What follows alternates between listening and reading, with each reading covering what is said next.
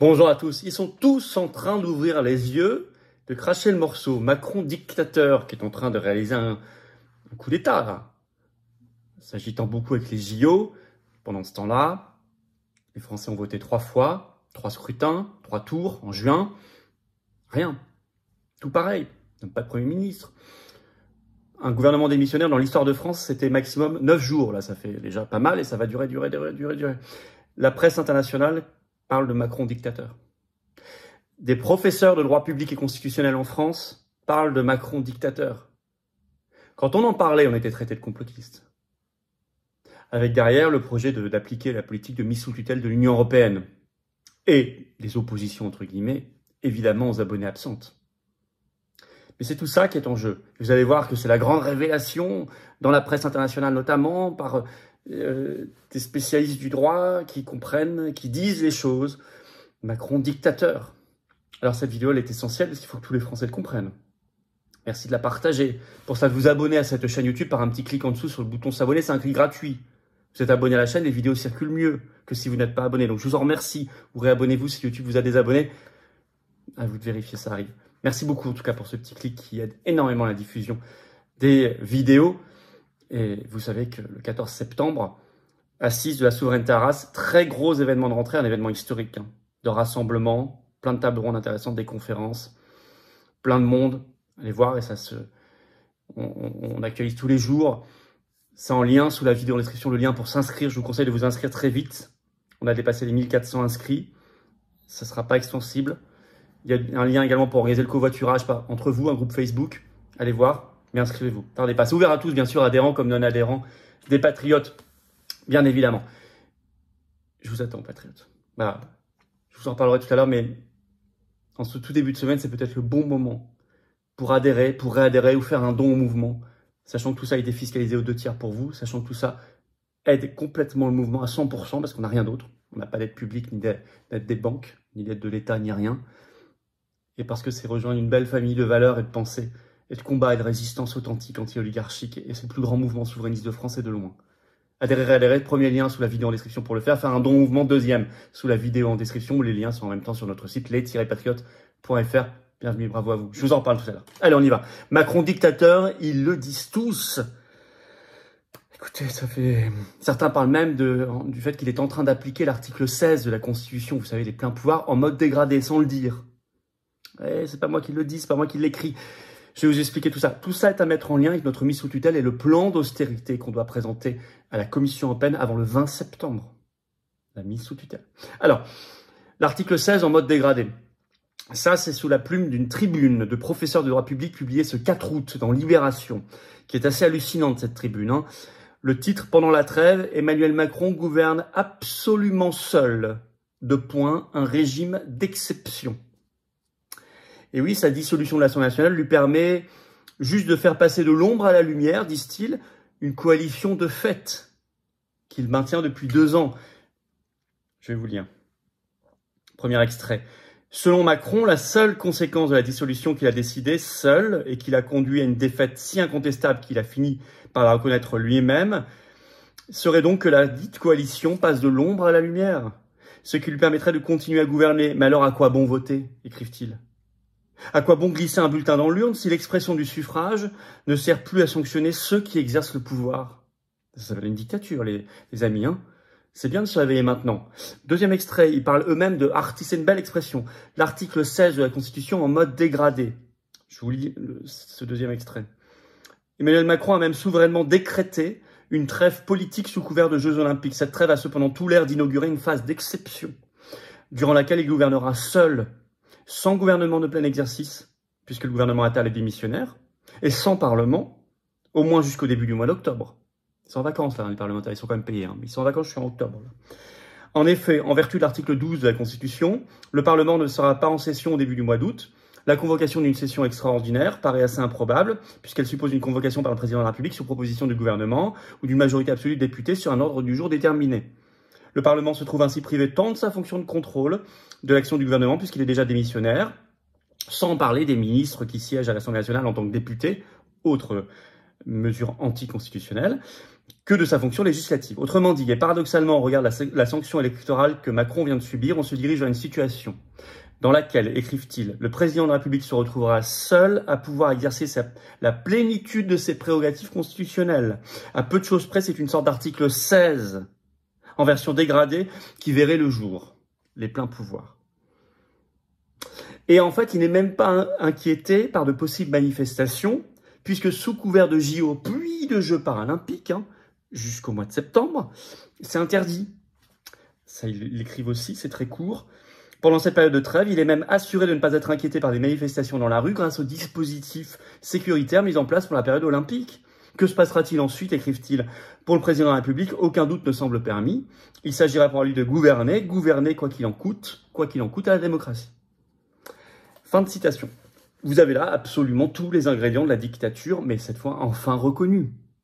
Et vous allez voir que c'est pareil à l'étranger. Le constat est clairement établi. Et ça entache terriblement l'image de la France. Courrier international a fait une recension le 31 juillet des articles de la presse internationale. Le titre « Vue de l'étranger ». Avec sa trêve olympique, Macron viole tous les usages démocratiques. En Allemagne, par exemple, c'est Die Zeit qui en parle. Le titre « Actuellement, Macron viole tous les usages démocratiques ». Son attitude aux Jeux Olympiques, ils écrivent en Allemagne. Est-ce bien l'attitude d'un homme politique qui vient de perdre 3 scrutins? Ils ajoutent, il se comporte comme s'il avait remporté les élections haut la main. Ça s'appelle un dictateur. Aux États-Unis, le New York Times, je cite, met en garde contre les germes d'une dérive. Pour ce président qui gouverne, écrivent-ils, comme si de rien n'était, après avoir perdu deux élections en 1 mois. Au Royaume-Uni, The Guardian, qui écrit, je cite, Macron ne peut plus se cacher derrière les JO, les Jeux Olympiques. Il doit nommer un Premier ministre. Mais il ne le fait pas, il s'en fiche. Parce qu'il n'y a pas d'opposition. Il va se jeter dans les bras de Teddy Riner, il va pousser la fille de Teddy Riner dans les bras de son père, il va aller voir Léon Marchand, Alors vous voyez ce qu'on lit là, États-Unis, Royaume-Uni, Allemagne, il y a d'autres exemples, il y en a en Espagne, etc. C'est très différent de la presse française, où Macron est partout sur tous les écrans. Sauf, il faut le dire, Mediapart, qui a sorti une analyse, et en plus avec des exemples très intéressants, le 31 juillet. Le titre, pendant sa trêve olympique, Macron gouverne comme si de rien n'était. Par exemple, il viole la Constitution selon les spécialistes, je vais vous lire. Il a fait un revirement diplomatique très important sur la question du Sahara occidental. Puisque le 30 juillet a été rendu public la missive qu'il a envoyée au roi du Maroc, qui rompt sur le sujet avec 30 ans de diplomatie française, sur une position plus favorable au Maroc qu'auparavant. Ce qui a d'ailleurs, vous le savez, fâché l'Algérie, qui a retiré son ambassadeur, etc., etc. On ne va pas rentrer dans le détail ici. Mais avait-il le pouvoir de faire ça seul, surtout avec un gouvernement démissionnaire, alors qu'il n'y a pas de parlement, après un échec? Non. Il est critiqué par les constitutionnalistes. Je vais vous lire un extrait de Mediapart. Sans se prononcer sur la légitimité politique d'Emmanuel Macron à agir en ce sens, plusieurs constitutionnalistes soulèvent le débat juridique lié à cette situation. Le président de la République ne peut rien décider seul en matière diplomatique, pointe Thibault Mullier, maître de conférence en droit public à l'Université Paris-Nanterre. Contrairement à ce que laisse penser l'usage, il n'y a absolument aucun domaine réservé en la matière. C'est vrai, dans la Constitution, il n'y a pas de domaine réservé en matière diplomatique. C'est faux, cette histoire. Tout est dépendant d'un accord avec le gouvernement qui contresigne la quasi-totalité des actes présidentiels.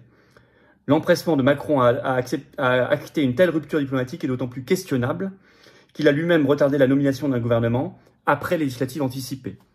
Puis il n'a pas fait que sur ça. Le 25 juillet, on en avait parlé, il a écrit une lettre à Ursula von der Leyen pour dire qu'il souhaitait que le prochain commissaire français à la Commission européenne soit de nouveau Thierry Breton. Pouvait-il le faire? Normalement, non. Ça doit être contresigné par un gouvernement. On pourrait même imaginer, incroyable, un débat au Parlement, pourquoi pas. Mais ils font pas que ça, ils font énormément de nominations très importantes. En ce moment, au Conseil des ministres, ils en ont fait. Par exemple, le 26 juillet, notre Mediapart a été publié au journal officiel la nomination d'un nouvel ambassadeur en Arabie Saoudite, Patrick Maisonnave, et ça va continuer. Je vous cite un dernier extrait. D'autres postes prestigieux sont encore à pourvoir, surveillés de près à l'Élysée à Matignon. La présidence du CNC, le Centre national du cinéma, est briguée par Sabrina Agresti-Roubache, la ministre qui a perdu. La secrétaire d'État à la ville, à la citoyenneté, celle de l'Agence nationale pour la rénovation urbaine, l'ANRU, fait l'objet d'une candidature inattendue de Dominique Faure, la ministre déléguée aux collectivités locales et à la ruralité. Pour ces deux postes, une source gouvernementale souffle. C'est Macron qui décidera avec Alexis Kohler, son secrétaire général, le secrétaire général de l'Élysée. C'est des postes très importants, hein. CNC, les subventions au cinéma, l'ANRU, c'est un budget énorme, etc., etc. Recasage, et il décide seul avec Alexis Kohler. On a beaucoup parlé déjà d'Alexis Kohler sur cette chaîne.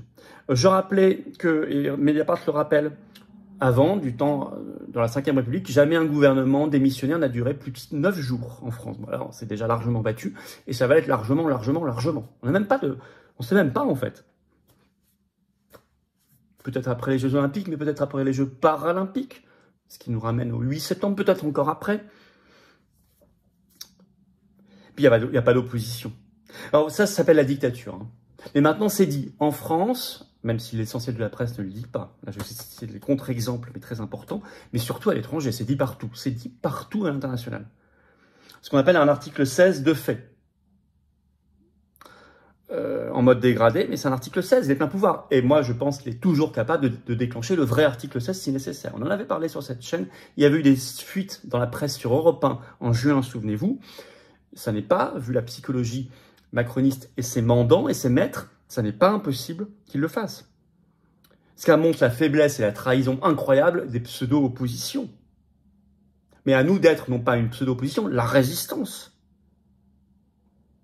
Parce que tout ça vient aussi de l'évanouissement de notre souveraineté nationale et populaire. Il n'y a plus de contre-pouvoir, il n'y a plus de souveraineté au peuple, il n'y a plus de souveraineté nationale.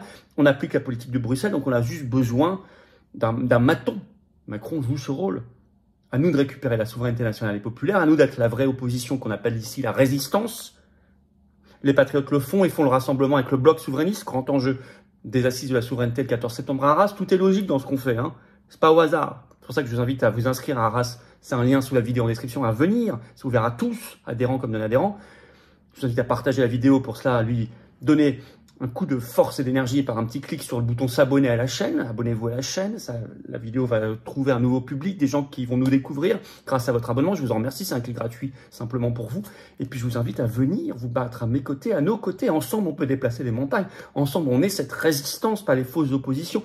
Ensemble, on peut défier ce système oligarchique. Et c'est la seule chose à faire pour nous et nos enfants, pour notre humanité et notre France qu'on aime, éternelle, belle, qu'on veut plus, rebelle. Pour des belles valeurs de liberté, de souveraineté, de paix, de dignité, d'être debout ensemble. C'est ça, être adhérent aux Patriotes. C'est un beau combat, c'est une belle famille. C'est rencontrer des gens, si vous le souhaitez, qui pensent comme vous près de chez vous, en métropole, outre-mer, à l'étranger. C'est tout ça, être adhérent aux Patriotes. Ou réadhérent, si votre adhésion n'est plus à jour, à vous de vérifier. Et de réadhérer le cas échéant, vous êtes les bienvenus tous. Ou faire un don au mouvement, si vous le pouvez. Ça permet de faire plus d'affiches, plus de tracts, plus de manifestations, d'opérations coup de poing, de financer, elles vont coûter cher, les assises de la souveraineté. Sachant qu'on n'a pas d'aide des banques, on n'a pas un centime de l'État, rien, de rien, que à 100% donation, enfin les dons, adhésion, réadhésion. Tout. Je vous invite, c'est défiscalisé aux 2/3 pour vous. Ça fait baisser massivement vos impôts, concrètement. Vous mettez 6 000 €, ça enlève 4 000 € d'impôts. Ceux qui peuvent, faites-le. Vous mettez 60 €, ça enlève 40 €. Vous mettez 30 €, ça enlève 20 €. Vous mettez 6 €, ça enlève 4 €, etc. Adhérer, comment on fait? Premier lien sous la vidéo en description. Ce lien est également en commentaire épinglé. Une petite fiche sur l'écran maintenant et dans quelques secondes, un lien sur l'écran. C'est facile. Faire un don au mouvement. Deuxième lien sous la vidéo en description et les liens sont en même temps sur les-patriotes.fr, notre site. Énorme bravo aux donateurs, aux réadhérents. Bienvenue aux nouveaux adhérents patriotes du fond du cœur. Et vive la France!